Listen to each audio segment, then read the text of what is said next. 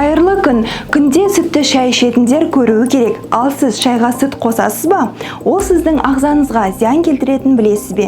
Неге екенін қазір түсіндіреміз. Ал егер бұдан да көп денсаулық туралы видео көргіңіз келсе, аккаунтымызға жазылыңыз.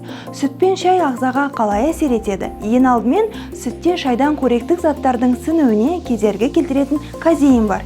Екіншіден, сүт қандағы холестерин деңгейін жоғарылатады. Бұл жүрек ауруына әкелетін себептердің бірі. Және де сүт қосылған шай бетіңізде безеудің көбеюіне себебі болуы мүмкін. Соңғысы, егер сізде ас қорыту мәселелері мазаласа, сізге сүт пен шай ішуге мүлде болмайды. Өйткені ол жағдайды асқындыруы мүмкін. Сонда орнына не ішем десеңіз, шөп шай ішіңіз. Шөп шайдың құрамында қара шайға қарағанда кофеин аз. Сонымен қатар көптеген пайдалы антиоксиданттар бар. Шөп шай иммундық жүйені нығайтуға және ағзадағы зиянды заттармен күресуге көмектеседі. Видеоны шайды сүтпен ішетін достарыңызға немесе жақындарыңызға жіберіңіздер. Және де өз денсаулығыңызға қамқор болыңыз. Осындай пайдалы ақпараттар көптеп жалғасын тапсын десеңіз, лайк басып, тіркеліп, комментарий қалдырыңыз.